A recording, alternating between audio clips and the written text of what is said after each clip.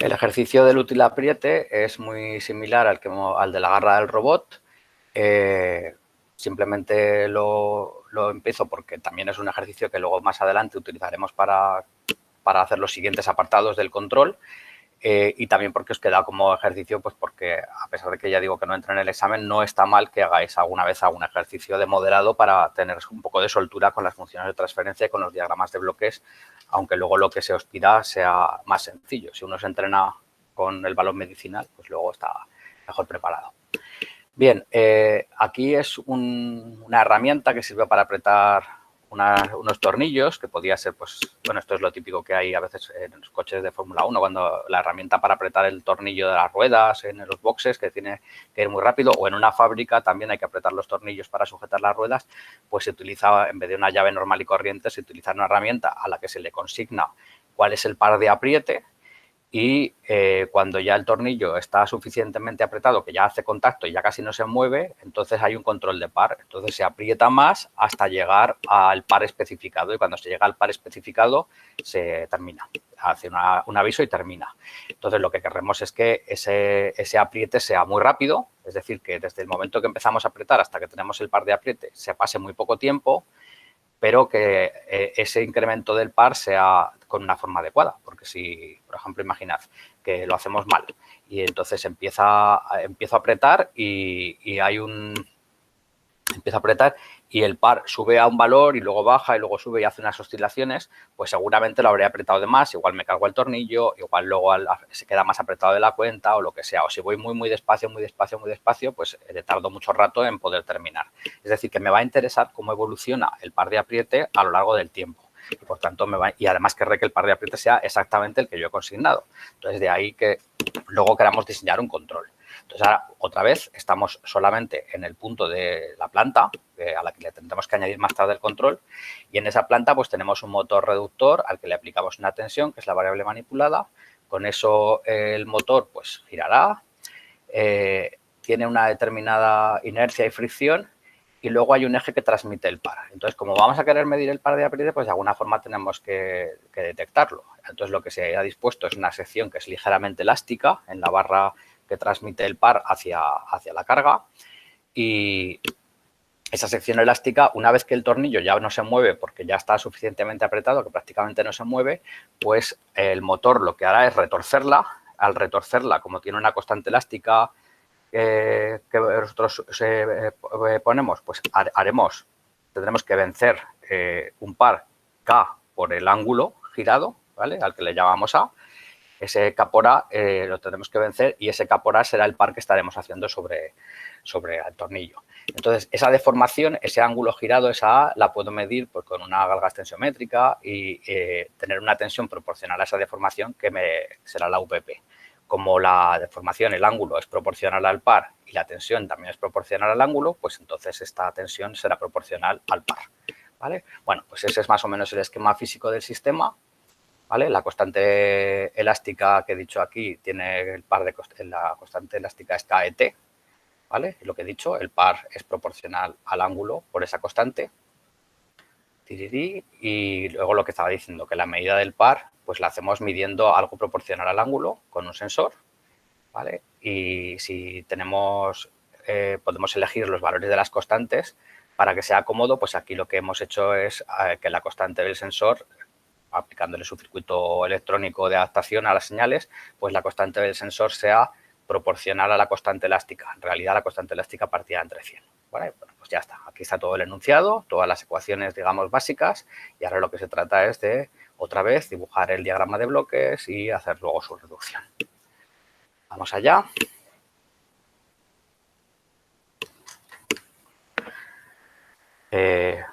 Más rápido que antes.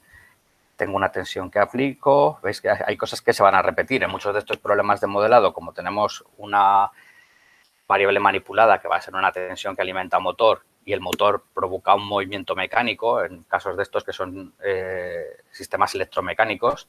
Luego vamos a ver otros sistemas, uno térmico y otro de químico, pero bueno, si son electromecánicos hay parte que ya casi nos sale de memoria, ¿no? Diferencia de tensiones partido entre la resistencia, es la intensidad que circula por el devanado inducido, que si la multiplicamos por la constante de par del motor, me da el par que hace el motor. Ese par del motor se utiliza para vencer el par que haya que hacer a la carga, que aún no lo sé. En este caso vendrá de que tengo que hacer el par de apriete, etcétera, etcétera. Y bueno, pues esa diferencia de pares es el par que me queda para mover el eje y vencer su fricción viscosa. Y con esto ya tengo la velocidad angular. La velocidad angular. La velocidad angular multiplicada por la constante eléctrica me da la fuerza contraelectromotriz, ¿vale? Y seguimos. Esta velocidad angular la divido entre la relación de reducción. Normalmente los motores giran muy deprisa y las cargas se van a mover más despacio. O sea, el ángulo girado por el motor es mucho mayor que el ángulo girado por la carga. Entonces, la relación de reducción, que puede ser 100, 1000, lo que sea, pues pasamos de velocidad angular dentro del motor a una velocidad angular, que sería en este caso la derivada del ángulo, porque el ángulo se llama A, ¿vale? Pues que es mucho más pequeña que la velocidad angular del motor. Esa velocidad angular de la carga dividida entre S, o sea, integrada, es el ángulo, ¿vale? Y este ángulo multiplicado por la KET, la constante elástica de torsión, me da el par, que es la salida que yo quiero, ¿vale? Y también la A multiplicada por la constante del sensor, pues me da la tensión VP, que es otra salida, que es la que decíamos que es como la tensión medida, ¿vale? Que luego la pondremos en su sitio. Y aquí me falta todavía, pues, saber cuál es el par de carga. Entonces, el par de carga, pues, en este caso, directamente, yo tengo...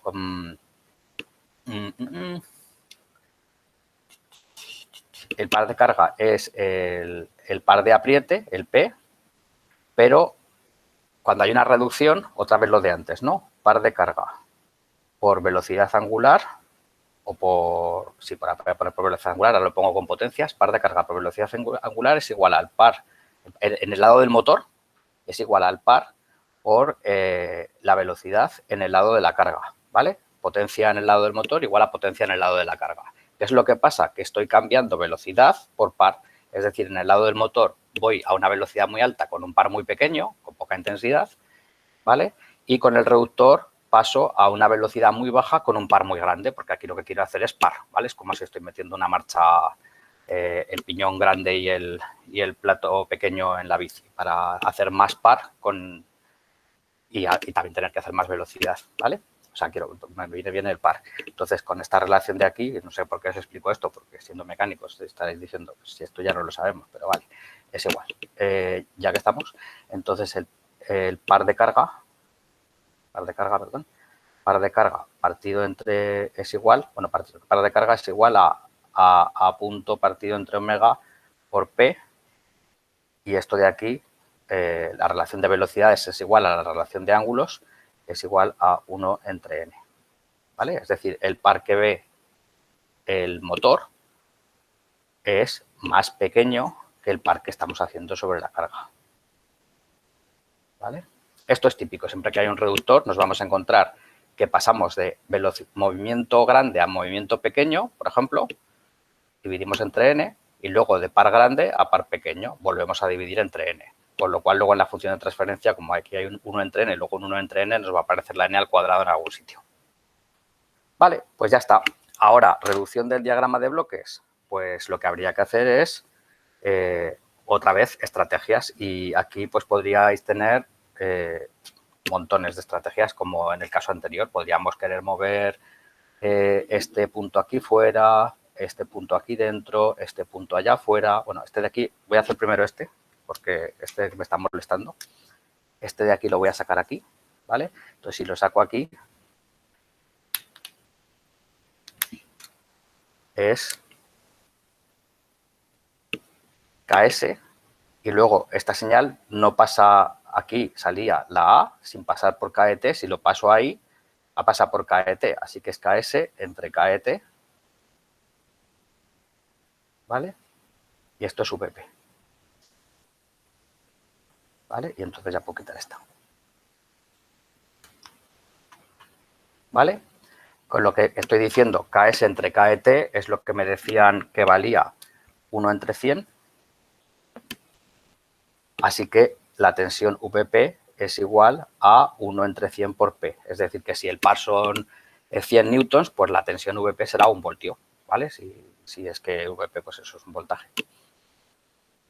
¿Vale? Es decir, que sí, que medir, es obvio, que medir algo proporcional al ángulo es también medir algo proporcional al par, que es lo que al final me interesa. Vale, ya me he quitado esa parte de ahí. Y ahora lo que digo es que en este diagrama de bloques, pues puedo coger esta derivación, meterla aquí dentro, cerrar este bucle. O bien puedo coger esta derivación y llevarla allá afuera, ¿vale? Y entonces cerrar este bucle. O puedo llevar este sumador aquí y cerrar este bucle, ¿vale? O este sumador aquí dentro y cerrar este bucle. Pues por lo menos esas 4 posibilidades tengo. Y una vez que cierro un bucle, luego me queda otro, etcétera, ¿vale? Bueno, pues eso sí que ya no lo voy a hacer ahora. Os lo dejo como ejercicio y os pongo, o sea, podéis hacerlo como ejercicio y os pongo el resultado. Es el resultado. Tengo la VE. Y aquí tengo KP, KET, N. Y aquí R, JMS más FM más KPKE. Cierro el N cuadrado S más KET por R.